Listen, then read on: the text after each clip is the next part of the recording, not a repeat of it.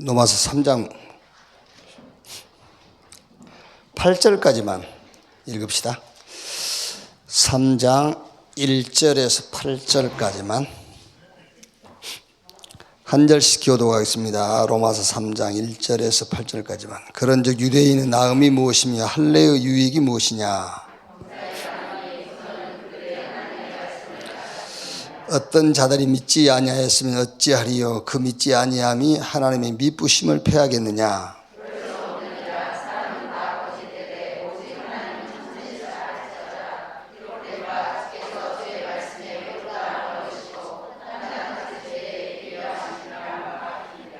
그러나 우리 불의가 하나님의 의를 드러나게 하면 무슨 말하리요? 내가 사람의 말하는 대로 말하노니 진노를 내리시는 하나님이 불의하시냐?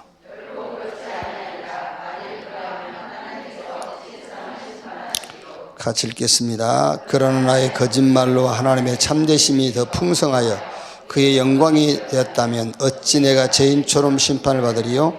또는 그러면 선을 이루기 위하여 악을 행하자 하지 않겠느냐? 어떤 이들이 이렇게 비방하여 우리가 이런 말을 한다고 하니 그들은 정죄받은 것이 마땅하니라.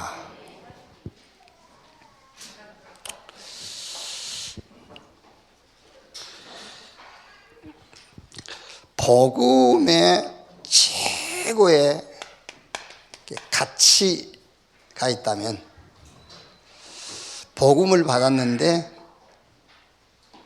내게 임한 최고의 가치 있는 것, 그게 의롭다예요. 의롭다. 26절에 곧 이때에 자기의 의로우심을 나타내사 자기도 의로우시며 또한 예수 믿는 자를 의롭다 하려 하심이라. 하나님이 우리에게 주신 그 복음의 최고의 가치가 의롭다. 예. 하나님의 말하자면은 본성, 하나님의 본성을 내가 같이 공유해버린 거예요. 그게 복음의 최고의 가치예요. 의롭다.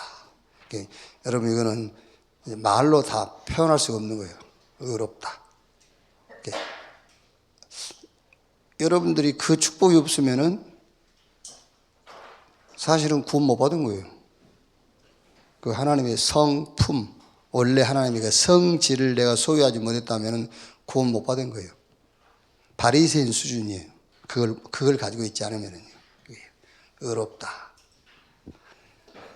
그러니까 뭐 병이 나았다 안 나았다, 뭐 재산이 늘어났다 안 났다, 그거는 여기에 비하면은 가치에 칠 수준도 안 돼. 그거는 의롭다. 이렇게 아멘도 안 되나 봐. 여러분, 사실은 이때에 모든 병 다 낫는 거예요. 이때 병 다 낫는 거예요. 문제도 다 해결되고 이때. 그러니까 여러분, 이제 예를 들면은 이제 그래서 우리 교회에 한번 저한테 기도해 달라는 사람 없습니다만은, 꼭 주일날 예배 마치고 여의도 수목원교회 이제 늘 기도받으러 와요. 예배 드리고 말씀 듣고. 그러면 무슨 말이죠? 예배 중에 말씀 들으면서 답 못 얻었단 말이거든요. 늘 기도받으러 오죠. 실컷 메시지 했는데 기도해 주세요 이러잖아요. 그것도 뭐 나쁜 건 아닌데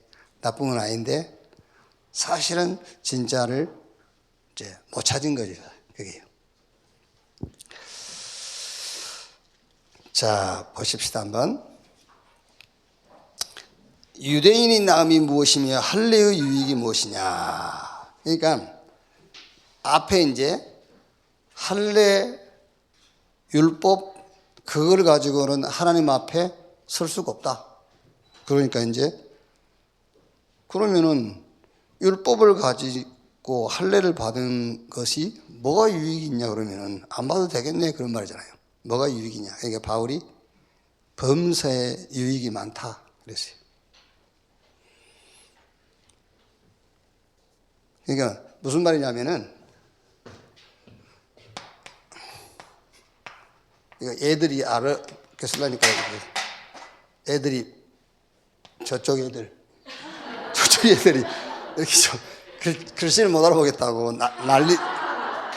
글씨를 이렇게 날리지 말고 정자로 써달라고 그래서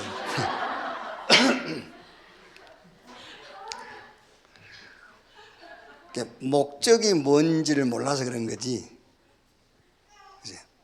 할례를 받은 목적, 율법을 주신 목적, 그 목적을 몰라서 기능을 몰라서 그런 것이지, 기능만 알면은 범사에 유익이 많은 것이다.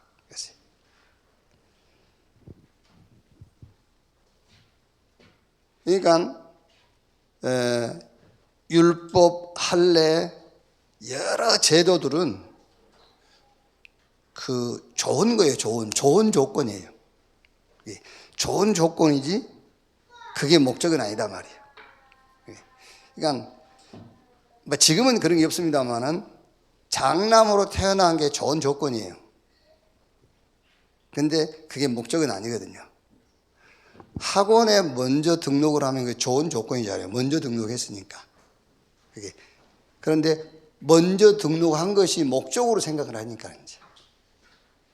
율법과 할례가 목적이 아닌데 그게 하나님이 좋은 조건으로 준 거예요. 근데 그거를 목적으로 삼으니까 문제가 왔다고 말이지.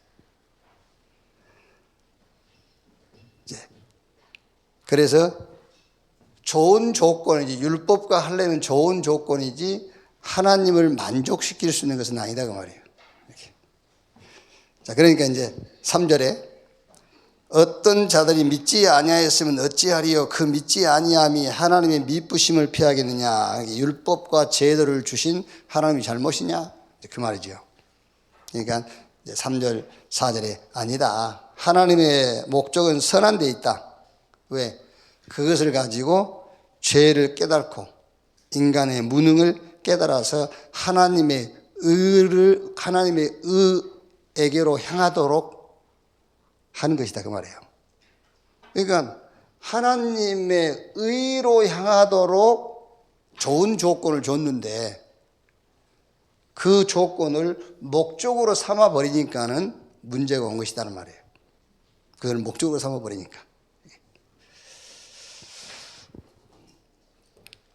그래서 이제 5절, 8절까지 보면은 하나님의 선하심이 우리 죄를 드러내어 하나님의 의에 이루게 하는 것이라면은 우리가 율법을 범해도 죄를 지어도 괜찮겠네?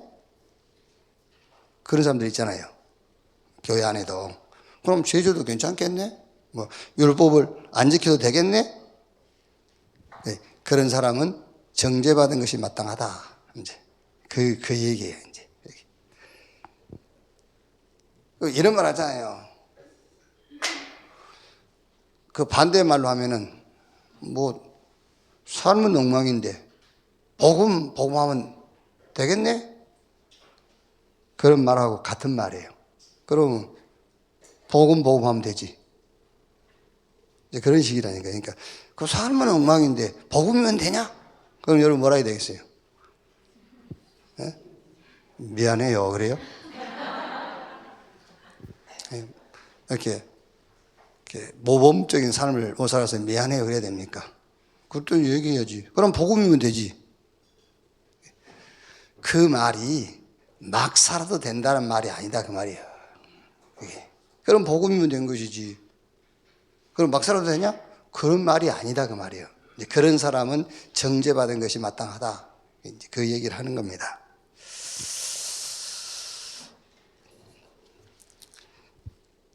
왜 그러냐면은 율법이나 이런 제도를 가지고 해결할 수 없는 문제가, 인간 문제가 죄란 말이에요. 죄. 율법과 제도, 할례 이런 걸 해결할 수 없는 인간 문제가 뭐냐? 그게 죄. 그래서 하나님이 요 죄를 해결하시는 다른 방법을 준비해 놓고 율법이다, 할례다 여러 가지 제도를 하나님이 준비한 다른 방법, 하나님의 의로 가는 조건으로 줬다 그 말이에요. 그러니까 유대인들이 가장 이해를 못한 게 그 얘기예요. 이거는 조건으로 준 건데 그 조건 그것을 목적으로 붙잡고 있다는 거예요. 그러니까 얼마나 좋은 겁니까? 율법을 먼저 받고 여러 가지 제도 이거를 먼저 주신 것이 범사에 유익이 되는 거죠. 이렇게. 이 하나님의 의가 예수 그리스도다. 이제. 그러니까 지금 내가 로마 3장 전체 안 읽었습니다만 전체를 가지고 지금 제 설명을 좀 하는 겁니다. 율법이 문제가 아니라 죄가 문제이기 때문에 유대인, 이방인, 할례자, 무할례자 모두에게 하나님이시며 모두에게 복음을 주신 것이다 라고 하는 거예요. 이제 마지막에 3장 31절에 그런즉 우리가 믿음으로 말미암아 율법을 파기하느냐 그럴 수 없느니라 도리어 율법을 굳게 세우느니라. 우리가 믿음으로 제사함 받고 구원 받았다고 율법이 파기되느냐? 아니다 그런 말이에요. 율법이 완성된 것이다. 그렇죠? 자, 이 정도 해놓고요. 우리 8시 기도에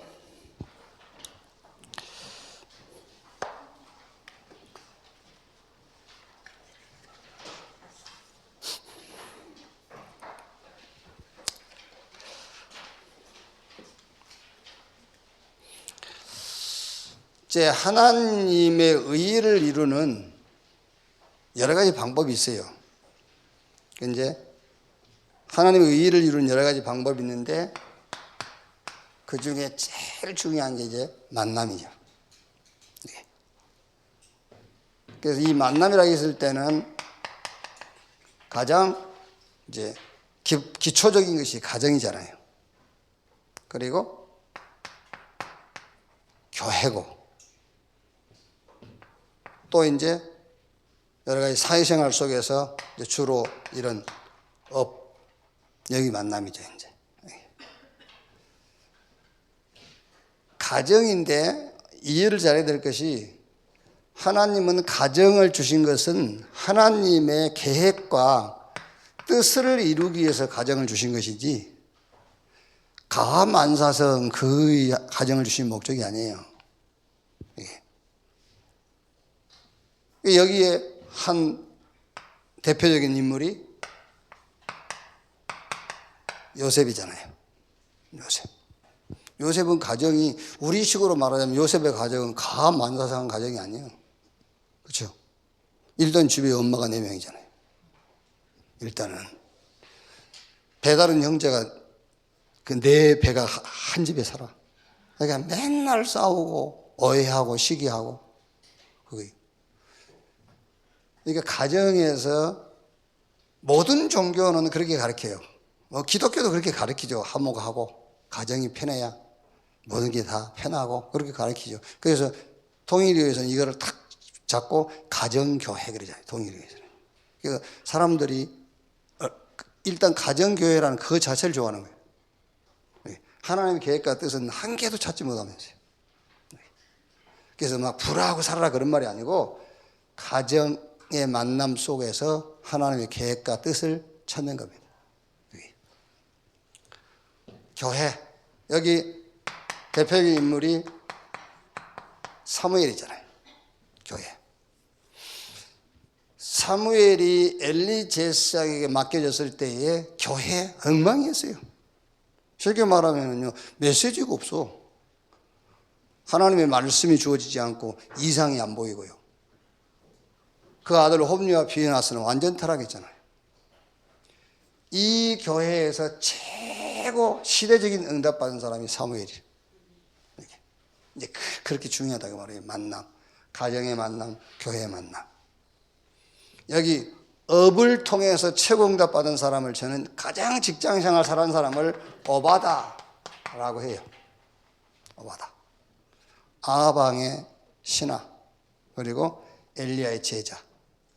이거를 잘 활용해 가지고 100명의 선지자를 숨겨 키우고 요게 7천지자 운동으로 도단속 운동으로 이렇게 응답이 번져가잖아요. 굉장히 중요하단 말이에요. 만남. 그래서 요 가정이라는 만남 속에서는 이렇게 찾으면 돼요. 당연한 겁니다. 그러면 여기서 이걸 찾으면 돼요. 필연. 당연한 것이라면 거기 내게 필요한 게 있겠죠. 필연. 거기서 끝난 것이 아니라 현장을 놓고 절대적인 것이 있어요. 여기 교회에서는 여러분,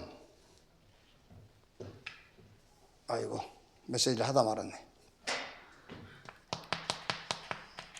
사건 중요하죠. 이제 사건.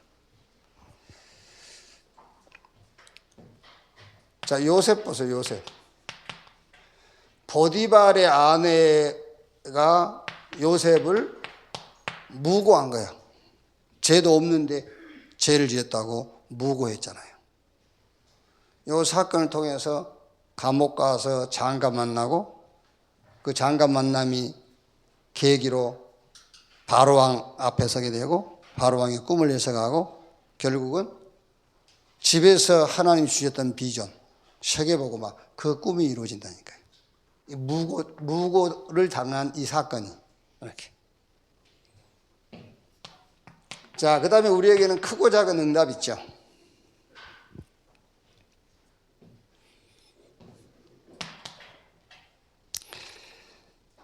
다니엘과 그 세 친구가 바벨론의 포로로 끌려갔는데 거기서 선발된 거예요.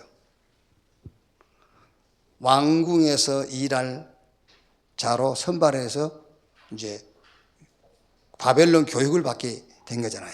선발됐어요. 선발됐을 때에 뭐 했대요? 다니엘은 뜻을 정했다 그랬어요. 선발된 것이 응답이 아닌데 그 응답인데 그 응답에서 중요한 응답을 이제 진짜 하나님이 원하시는 것을 찾아내는 거잖아요. 이렇게. 에스더가 왕후가 됐어요. 에스더 4장 14절. 네가 왕후가 된 것이 이때를 이함인지 알지 못하겠느냐 그렇죠. 에스더가 이제 결단타게 했어요. 얼마나 여러분 이렇겠죠. 진짜 다니엘 저 재수 좋네. 그렇죠. 포로로 끌려갔는데 바벨론 왕궁에서 일할 수 있는 자로 선발돼가지고 훈련받게 됐으니까요. 근데 그게 응답이 아니라니까요. 진짜 응답을 찾는 거예요. 에스더도 그렇고. 다윗은 왕이 됐어요. 왕이 됐는데 왕이 되자마자 역대상 17장 1절에서 27절 언약궤를 모실 성전 지키로. 그러니까 왕이 응답이 아니에요. 이렇게 크고 작은 응답 속에서 진짜 하나님의 의의를 이룰 응답을 찾아내는 거예요. 에베소에서 전도운동 하다가 큰 역사가 일어났잖아요. 그때 바울이 사도행전 19장 21절에 내가 너마도 봐야 하리라. 27장 24절에 바울아 두려워 말라 네가 가이사 앞에 서야 될 것이요. 이렇게. 그래서 항상 이 만남을 놓고는 우리가 어떤 답을 하나 딱 가지고 있으면 되느냐면은 당연, 필연, 절대. 어떤 만남이라도 당연한 것이다. 그 말은 하나님이 만나게 하셨다. 그 말이에요. 당연한 것. 그렇죠. 그러면 내게 필요한 게 있으니까 필연적인 만남이겠죠. 그럼 그걸로 끝난 게 아닙니다. 시대나 현장을 놓고 절대적인 하나님의 계획이 있다고 말하잖아요. 이 사건 속에서는 무조건 하나님은 오직입니다. 오직. 그러니까 어떤 사건을 만나든 거기서 우리가 잡을 것은 오직을 잡으면 돼. 오직. 그럼 거기에 다른 사람이 보지 못한 나만이 볼 수 있는 유일성 응답. 그럼 그 다음에는 이제 재창조.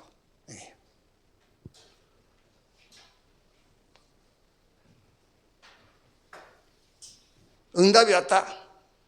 이제 올인한 겁니다. 말하자면요. 다니엘이 뜻을 정했다. 올인, 그러니까 올인할 것을 찾는 거예요. 그렇죠? 그러면 그 나머지 다른 것은 쉽게 말하면 이제 뭐랍니까? 사이드야, 사이드. 그래서 all out. 그래서 모든 것을 여기다가 방향을 맞추는 all change. 이렇게 다 하면 돼요. 우리 렘넌트 메시지에는 기도에 대해서 좀 얘기를 했는데요.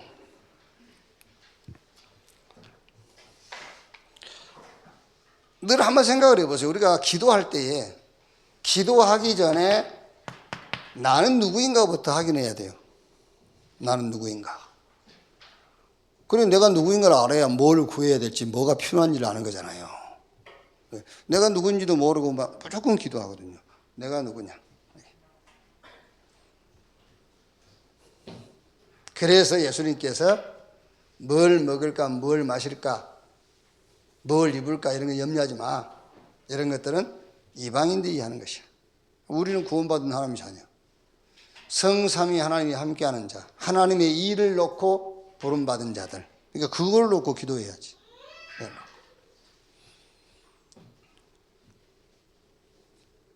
그래서 기도 제목이 없는 기도를 해라.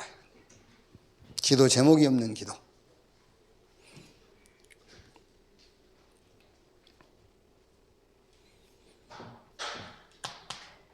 그래서 예수님께서 마지막에 주신 메시지가 그 얘기예요. 오직 성령이 임하시면 권능받고 예루살렘, 유대, 사마리아 땅끝까지 이르러 내 증인이 되리라 그랬어요. 사실 창세기 41장 38절에 애굽의 바로왕이 요셉을 향해서 한 얘기 아닙니까? 여호와의 신에 감동된 사람을 우리가 또 어디서 만날 수 있겠느냐. 스가랴 4장 6절에 이는 힘으로 안 되고 능으로 안 되고 오직 여호와의 신으로 되느니라 그랬죠. 여러분 얼른 얘기하면은 지금 무상 숭배하는 사람들 있잖아요. 귀신 생기는 사람들. 이 사람들은 기도 제목 없어요. 기도 제목이 없어. 그러니까 기도 제목이 없이 자기가 섬기는 그 귀신으로 충만해지는 기도를 하는 거예요. 한번 여러분이 여러분 무속인 따라 가봐도 괜찮으니까 거기서 같이 무속인하고 같이 같이 뛰고 작두 타고 그럴 일은 없잖아요. 그러니까 한번 가보세요. 절대 무속인들은 막 그 기도 제목 놓고 기도하지 않아요. 3일 어쩌면 막 일주일 10일 산속에 있잖아요. 그 산속에 있으면서 막 그 귀신한테 손님 많이 오게 해주세요. 딩딩딩. 절대 안 그래. 그냥 아무 목적도 없이 그냥 이거 치고 있어요. 그러니까 중들이 목탁 치고 이런 게 굉장히 좋은 도구라니까 그게요. 유 목사님 기쁜 호흡한다. 그게 도구잖아요. 도구. 기도 제목 없이 하는 기도 제목의 도구.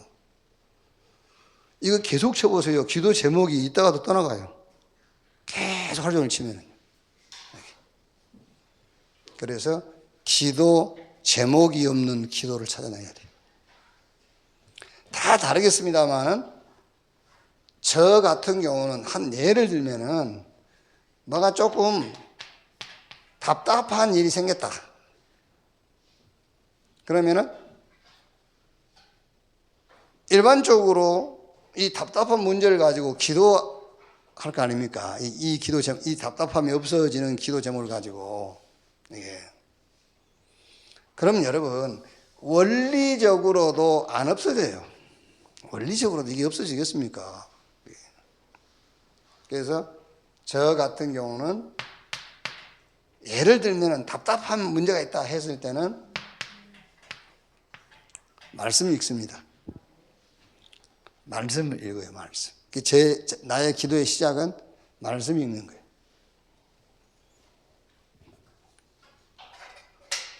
물론 여러분, 누가 막 교통사가 나고 병원에 입원했다면 병원 가야지 성경 읽고 그런 건 아닙니다. 예. 또 잘못하면 그런 사람들이 있어요. 병원에 지금 사람이 입원해갖고 급한데 막 지금 기도한다고 성경 읽고 있고 했으면 말씀 읽어요. 그러면은 말씀을 읽는 중에 이게 메시지가 하나 딱 잡혀요. 말씀 읽는 중에. 그러면은 더 이상 말씀 읽지 않습니다.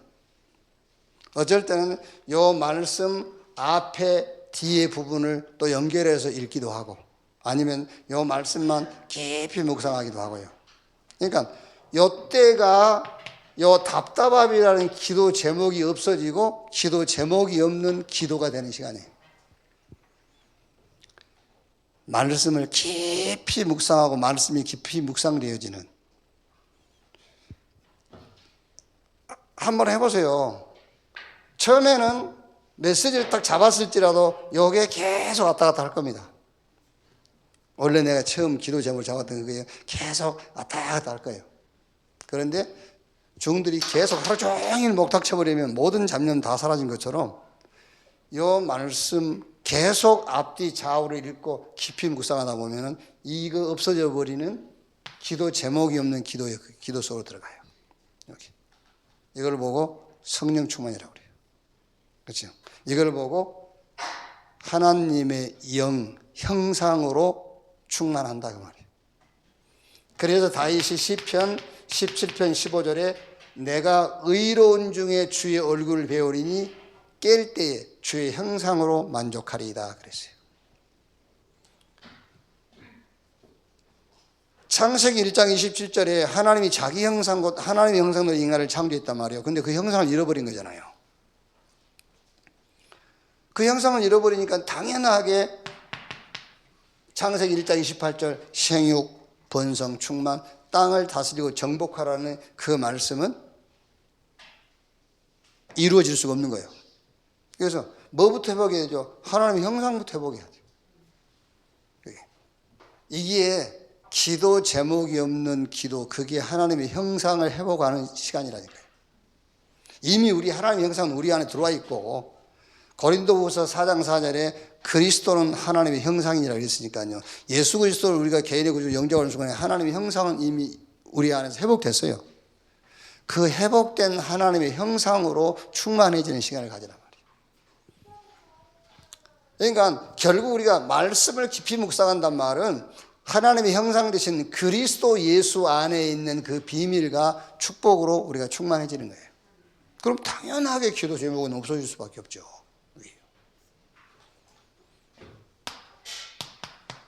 그러면서 이제 우리가 말씀 듣기도 하고 하죠. 이렇게. 여러분도 마찬가지겠죠? 들었던 메시지 또다시 들을 때에 누구 메시지가 됐든 아멘 이런 게 나올 거예요. 누가 아멘 하세요 그래서 아멘 한 거 말고 혼자 말씀 들을 때 아멘 하는 그게 진짜 아멘이에요. 그렇죠. 혼자 말씀 들을 때에 아멘이 되어지는 것이 진짜 그게 아멘이라는 거예요. 그때에 마음, 생각, 내 영혼 다 치유돼. 그래서 좀 정리하자면은 완전한 기도가 뭐냐? 하나님의 형상 회복하는 기도해라. 하나님 형상 회복하는 기도. 그리고 같은 말입니다만은 기도 제목이 없는 기도, 빌립보 4장 6절 7절이에요. 아무것도 염려하지 말고, 그 말이 무슨 말입니까? 기도 제목 내버려 그래요. 아무것도 염려하지 말고 모든 일에 기도와 간구로 너희 구할 것을 감사함으로 하나님께 아뢰라. 그리하면 모든 지각에 뛰어난 하나님의 평강이 너희 마음과 생각을 뭐하리라? 지키시리라 그랬어요. 이렇게. 그래서 좀 우리 렘넌트들, 여러분의 자녀들하고 요 기도 가지고요. 그러니까 제가 어제 그분은 한 4번 정도 만난 분인데 원래 교회를 다니다가 안 다니는 분인데요. 지난번 만났을 때까지는 그냥 그 사람이 고기는 끄떡여도 그 충청도 그런 거 있잖아요. 그려 다르잖아요. 그래요. 이게 그게 긍정한다는 표현도 되고 아니면은 네 말이 무슨 말인지 이해는 됐어. 뭐 이런 거잖아요. 이제 그런 식이었거든요. 근데 4번 만났을 때 4번 다 간증도 똑같은 간증, 성경 구절도 똑같은 성경 구절 다 그대로였거든요. 아니 교회도 아니고 잠깐 이렇게 뭐 차 마시는 자리에서 얘기하는데 길게 할 필요가 없고요.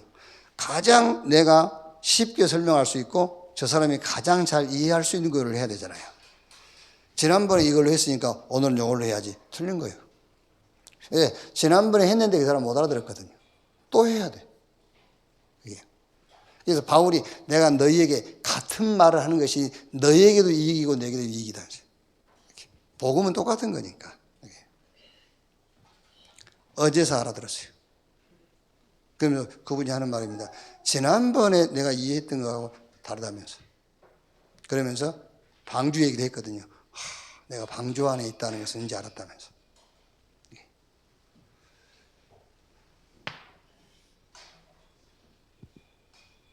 자, 그래서 우리 여러분 자녀들하고 이제 지금 무슨 얘기냐면은 계속 해야 돼요.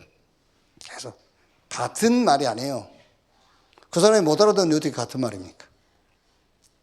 알아들었을 때는 같은 말을 할 수 있지만 못 알아들었을 때는 같은 말이 아닙니다. 못 알아들었기 때문에 늘 새로운 말이에요. 예, 매일 해야 돼요. 계속해서. 이렇게. 자, 2부 메시지를 보시고요.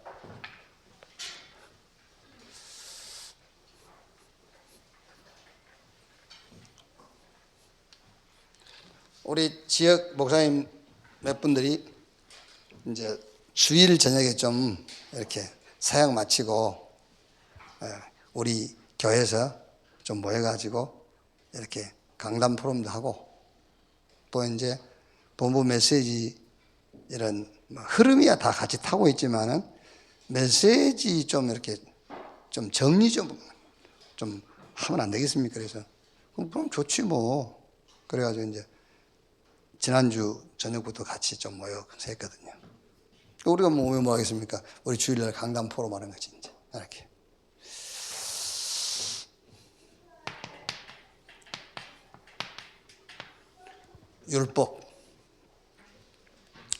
율법이 뭐냐? 하나님의 말씀이거든요. 그래서 요한복음 1장 17절에 율법은 모세로 말미암아 주어진 것이다. 그래서 이 말씀 속에서 이미 율법을 가지고는 하나님 앞에 설 수 없다는 것을 말하는 거예요.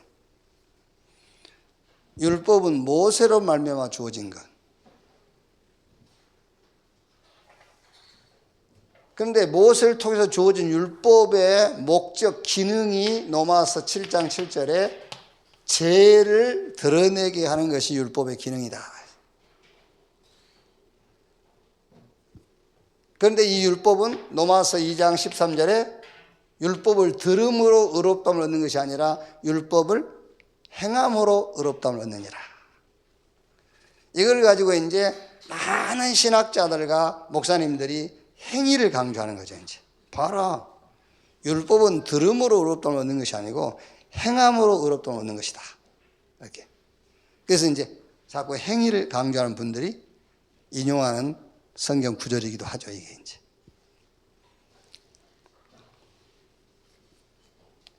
그런데 이 율법은 야고보서 2장 10절에서 13절. 율법을 다 지키다가도 하나를 범하면은 다 지키지 못한 것이 된다. 이렇게 되어 있으니까 율법이 뭐냐? 성경적으로 얘기하는 겁니다. 모세로부터 온 거. 율법을 주신 목적, 기능이 뭐냐? 죄되도록, 죄를 드러내도록. 그런데 율법은 내가 듣고 공부함으로 의롭다함을 얻는 것이 아니라 율법을 행함으로 의롭다함을 얻느니라. 그런데 그 율법은 다 지키고 있다가 하나만 어겨도 다 범한 것이 되느니라 그랬어요. 자, 그러면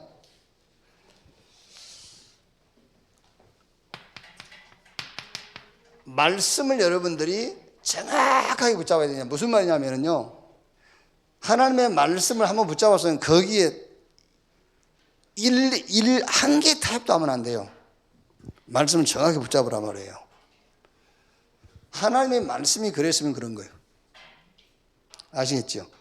하나님의 말씀이 그랬는데 상황과 내 양심 이걸 가지고 타협하면 안 돼요. 그래서 말씀을 정확하게 붙잡으라. 어떻게 정확하게 붙잡으냐? 로마서 2장 6절에 하나님이 그 행위대로 하나님께서 각 사람에게 그 행한 대로 보응하시되 행위대로 심판한다고 그랬어요. 그 사람의 행위대로. 그럼 큰일 났죠?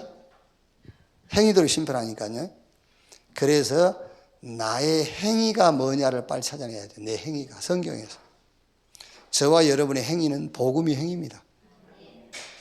그렇죠? 그래서 내 행위의 기준이 율법인 사람은 그 사람의 행위가 율법이니까 율법 가지고 하나님이 심판해요. 양심이 자기 행위인 사람은 양심의 법을 가지고 심판해요. 그런데 내 행위가 복음이라니까, 내 인격이 복음이야. 그럼 하나님은 당연하게 나를 복음 가지고 심판하게 돼 있어요. 복음 가지고 심판하면 어떻게 되겠죠? 의롭다요. 의롭네. 그럴 수밖에 없잖아요. 복음 가지고 보니까는요. 율법 가지고 보니까 이 죄 맞네. 양심 가지고 보니까 이게 양심적이지 못하네. 이렇게 되잖아요.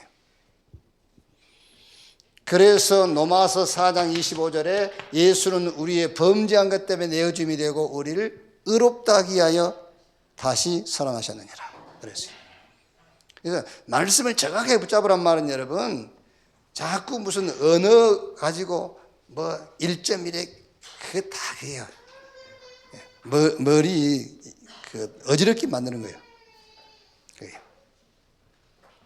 뭐 과거형이네, 뭐 현재형이네. 아이고, 예수가 그리스도야. 무슨 과거형, 현재형, 뭐 미래형 해석하고 있어. 예수가 그리스도면 되는 것이지. 말씀을 정확히 붙잡으면 성경이 뭐라고 했느냐 그 말씀에 전혀 타협하지 말라고 말이에요. 이게요.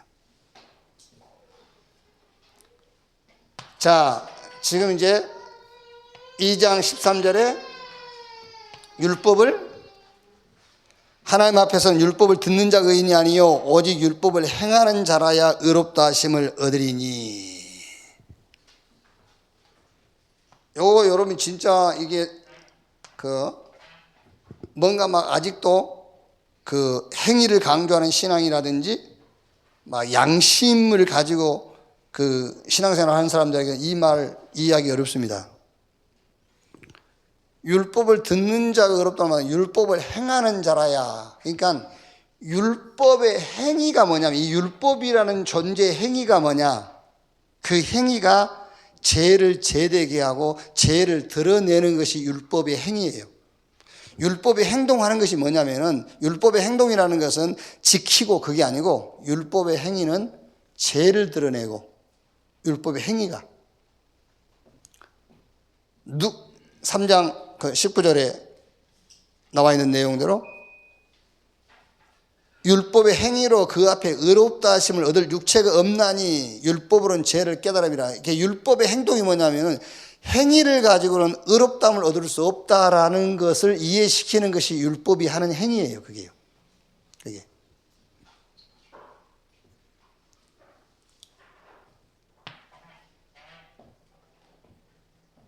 그래서 여러분들이 율법을 지켜야 되느냐 안 지켜야 되느냐 물을 때는 정확하게 말하면 여러분 율법을 지켜야 돼 안 지켜야 돼요? 에? 지켜. 정확하게 말하면 율법을 지켜야 돼요. 그 율법을 지킨단 말이 무슨 말이에요? 율법을 지킨단 말이 율법을 지켜야 구원받는다니까. 요것만 편집해갖고 딱 내보내면 또 율법을 지켜 구원받는다는 말은 율법의 행위가 어떤 행위로도 하나님 앞에 설 수 없다라고 이해시키는 것이 율법의 행위라니까. 그 율법을 행해야 돼 우리가. 그게 그래서 하나님의 복음으로 가게 하는 거잖아요. 그러니까 물론 이제 제가 한번 사람들이 율법을 지켰냐 안 지켰냐 그러면은 안 지켜도 돼 이런단 말이에요. 그러면 지켜야 돼. 그 누 말이 맞냐? 둘 다 맞아요. 그런데 이 안 지켜도 돼, 지켜야 돼. 이 사람들이 어떤 그 율법에 대해 어떻게 이해를 하고 하느냐, 그게 중요한 거지. 예. 율법의 행위는 우리 보고 614가지를 지키는 것이 율법을 행한 게 아니에요. 율법의 행함이라는 것은 간음, 그게 죄구나. 율법이 간음이 죄라고 하지 않았으면 간음이 죄라고 할 수가 없으니까요. 도둑질 그게 죄구나. 살인 그게 죄네? 걔는 나쁜 놈이야. 이래버리면 율법을 행한 게 아니야. 죄구나. 그래서 우리가 하나님의 의이신 그리스도에게로 가야 되는구나. 그거를 이해시켜 주는 것이 율법의 행위다 그 말이에요. 그래서 어떻게 말하면 율법을 지킨다 그 말도 맞아요. 그게 율법을 지키는 거니까.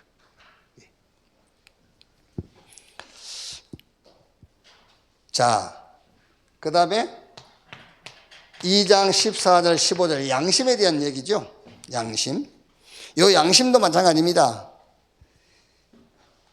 내가 양심대로 살아야 된다라고 했을 때는 그리스도라야만 된다라는 것이 양심적으로 사는 거예요. 그래서 위에도 내가 율법을 지켜야 된다고 했을 때에도 그 율법의 행함이 뭔가를 알면은 율법을 지키는 거잖아요. 왜? 율법을 지켜야 우리가 복음으로 앞으로 갈 수가 있지. 율법이 우리에게 뭘 알려주냐면 그게 죄야라고 알려주는 거예요. 그래서 하나님 앞에는 행위로 의롭다움을 받을 수가 없어. 그거를 알려주는 것이 율법이잖아요. 그러니까 율법을 우리가 행해야지. 그 율법을 지켜야 된다 그 말이에요. 그래야 의롭다움을 얻게 돼. 양심도 마찬가지예요. 양심적으로 살면 안 돼요. 그런데 양심적으로 산다는 말은 그 양심이 우리에게 그리스도여야만 되는구나 라고 양심이 우리에게 얘기해 줘야 됩니다. 그게 양심적이단 말이에요.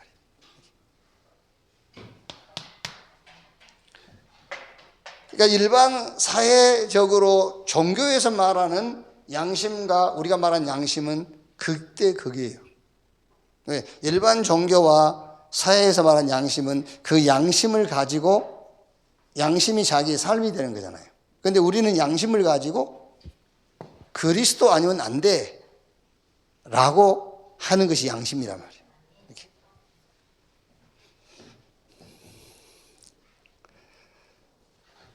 (2장 16절에요) 곧 나의 복음에 이른 바와 같이 하나님이 예수 그리스도로 말미암아 사람들의 은밀한 것을 심판하시는 그날이라. 그렇죠? 하나님의 심판의 기준. 여러분 대개 너 심판받아? 하나님의 심판주야? 라고 했을 때에 뭘 가지고 심판한다고 생각하죠? 거의가 다 99.9%가 네가 지은 죄 그거 가지고 심판한다고 생각하거든요. 안 그렇습니다. 하나님의 심판은 복음을 가지고 심판해요. 2장 16절 곧 나의 복음에 이른 바와 같이 하나님이 예수 그리스도로 말미암아 사람들의 은밀한 것을 심판하시는 그날이라. 우리는 되게 죄 짓고 그러면 너 심판받아 그러잖아요. 그 말이 무슨 말입니까? 네 지은 죄 그건 네 심판받아야 되라고 한다. 하나님은 그걸 가지고 심판 안 해. 복음을 가지고 심판해. 그래서 복음을 가졌느냐 갖지 못했느냐. 복음은 복음인데 오직 복음이냐 완전 복음이냐 영원한 복음이냐 그걸 말하는 거예요. 그래서 우리가 뭔가 신앙생활을 막 힘쓰고 예를 쓴다 할 때 뭘 붙잡고 힘쓰고 예 쓰는 것이냐, 넘어지지 않고 실수 안 하려고 힘쓰고 예를 쓰는 것이 아니라 오직 복음하려고 힘쓰고 했어야 돼요. 오직 하려고.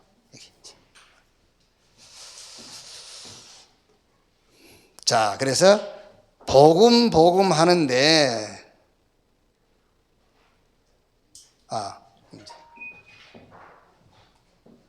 그러면 조금 우리가 여기에 대한 증거를 좀 확인해 봐야 되겠죠. 증거. 그래서 율법이 기준이 된 사람, 율법이 기준이 되어 가지고 사는 사람,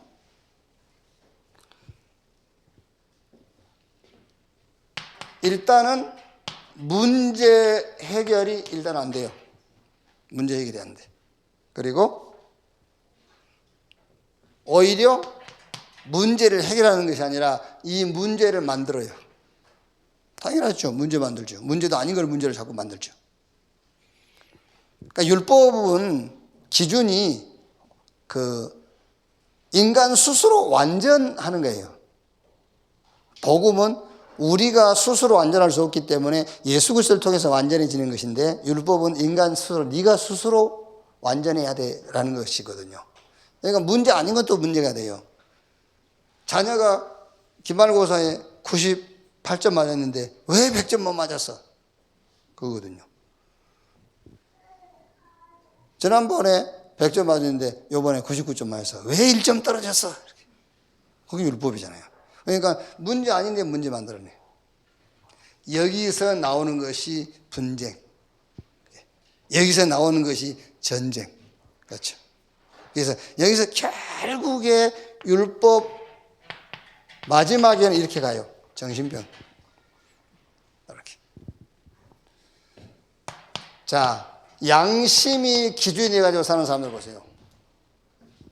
왜 지금 로마서 2장에 양심, 율법, 복음 세 가지를 얘기를 했기 때문에 양심이 기준 돼가지고 사는 사람들 볼 때 제일 양심이 기준된 사람들이 가장 비양심적인 사람들이에요. 양심하는 사람들이 가장 비양심적인 사람. 미안합니다. 우리 정치적인 얘기 아니니까요. 노무현 대통령 양심적으로 살았죠. 가장 비양심적인 사람입니다. 그게 잘못하면 여러분 굉장한 영향 줄 수 있어요. 그게요. 굉장히 비양심적인 사람이에요. 그게요. 자기 양심대로 산다는 것 때문에 다른 사람에게 악의 영향을 끼치는 겁니다. 가장 비양심적이에요. 그래서 여러분 아무리 훌륭한 사람이라 자살한 사람은 여러분들이 자꾸 그거를 조금 뭐랍니까? 그 자살 행위에 대해서 좀 덮어주기 위해서 좋은 얘기하면 안 돼요. 누구라도 여러분 자살은 가장 비양심적인 게 그게. 그러니까 나는 지금 자꾸 잊어먹어. 머리 내용은 있는데 무슨 왜 이렇게 따라서 하는 걸 뭐라고 그러지? 자살 누가 하면 나 무슨 효과? 알았어.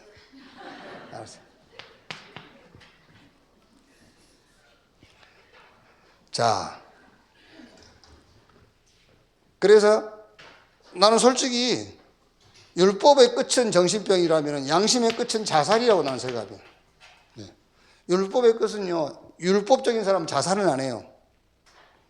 계속 완벽한 삶을 살아야 하기 때문에 정신병 와요.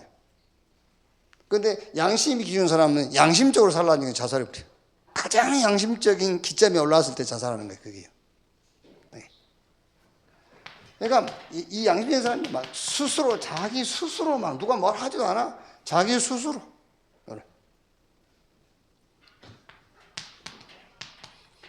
자, 복음이 기준된 사람 증거 보세요. 아벨 피제사 그랬잖아요. 아벨은 죽었으나 지금도 말하느니라. 노아 시대 방주, 그게 복음이 기준된 사람이에요. 방주 안에 들어간 사람들이 선하고 경건하고 거룩한 게 아니라니까. 거룩한 짐승, 부정한 짐승. 방주 아니냐 방주 밖이냐, 그게 기준이에요. 6월절날 양 잡아서 사는 집 인방에 피 발랐지 않았습니까? 그 피 바른 집 안에 있는 사람이 애굽 사람이냐 히브리인이냐 그것이 중요한 게 아니야. 피 발라졌느냐 발라졌지 않았냐, 그걸 얘기하는 것이지. 그 안에 피 바른 집에 누가 들어가도 살아요. 그 집은 피를 발라놨기 때문에. 네, 히브리인이라도 피 안 바르면 죽어요. 복음이 기준된 삶. 자, 복음이 뭐냐? 하나님이 죄인된 인간에게 은혜를 주신 것. 죄인된 인간이 하나님에 대한 신앙 고백. 그게 복음이에요. 복음은 하나님을 만족하게 하는 것이고 사단이 부끄러움을 당하고 죄인된 인간이 의롭다움을 얻는 것이다. 복음은 기준이 하나님이 하시는 행위. 율법 기준은 내 행위. 그래서 요한 1서 5장 4절 5절 하나님께로 난 자마다 세상을 이기느니라. 세상을 이기는 이김이 이것이니 우리의 믿음. 그 믿음이 뭐냐? 예수가 하나님의 아들이신 것을 믿는 믿음이 아니면 세상을 이길 자가 누구뇨? 그랬어요. 자, 그래서 여러분들이 매주 우리는 주일날 말씀 가지고 하나님께 예배드리고요. 한 주간 동안 월요일부터 토요일까지 말하자면요, 현장에서 영적 싸움을 싸우는 거예요. 영적 싸움. 그래서 어제 우리 성교학 제가 강의 준비하면서 창세기를 이렇게 보는데요. 창세기 보는데 첫째 날 빛이 있으라 하시면 빛이 있었고 빛을 창조했거든요. 뭐 이게 뭐 원창조냐 재창조냐 뭐 이런 논쟁들이 있는데 어쨌든 혼돈 공허 흑암, 그게 이제 그 영적 세계의 타락이라고 이제 보는 사람도 있고, 그게 원창조라고 보는 사람도 있고, 어쨌든 혼돈 공허 흑암, 거기에 빛이 있으라 했거든요. 그러면서 둘째 날부터 다섯째 날까지는 세상을 지었어요. 하늘, 땅, 뭐 그 안에 동식물 이렇게 이제. 그리고 여섯째 날 사람 만들었거든요.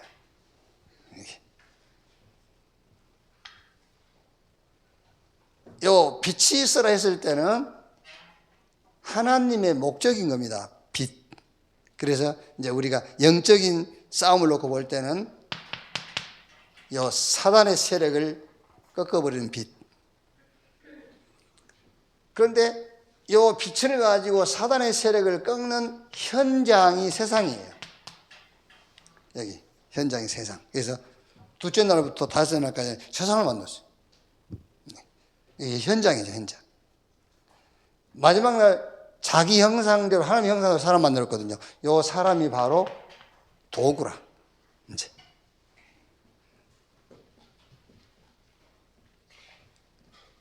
그러니까 우리가 여러분 이 땅에 살아가면서 우리의 삶이 뭐냐? 우리의 삶은 영적 싸움. 이 영적 싸움을 싸우는 현장이 세상이라. 뭘 가지고? 빛을 가지고. 그래서 늘 그 예배할 때마다 한 주간 동안 현장에서 영적 싸움을 싸울 메시지를 딱 갖고 가야 돼요.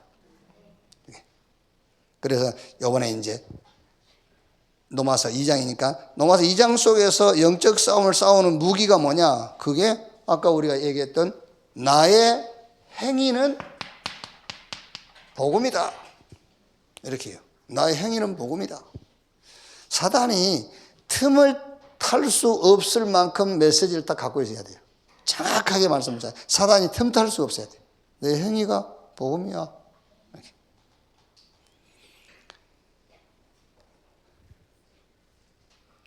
또 율법 그랬을 때는 율법의 행위는 그리스도여야만 된다. 그게 율법의 행함이다. 양심도 마찬가지입니다. 양심의 행위는 양심적으로 그리스도여야 된다. 그리고 하나님의 심판의 도구는 복음, 그리스도다. 하나님은 내 행위를 가지고 심판하는 게 아닙니다. 그게 자꾸 우리가요, 이미 종교적인 사상들 우리 속에 들어와 있어서 그래요.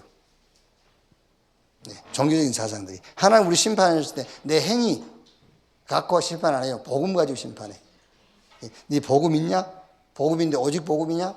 그걸 가지고 심판하는 것이지 우리 행위 가지고 심판하지 않는다는 말이에요. 이렇게 현장에서 영적 싸움을 싸울 영적인 무기를 확실하게 딱 가지고 가면 됩니다. 이렇게. 기도하겠습니다. 하나님 감사합니다. 복음 주시고 그 복음이 세상 가운데서 우리가 승리하고 세상을 살릴 도구 되게 하신 것 감사합니다. 한 주간도 주신 말씀 가지고 나를 살리고 현장을 살리고 많은 사람들을 치유하고 살리는 자리에 서게 하여 주옵소서.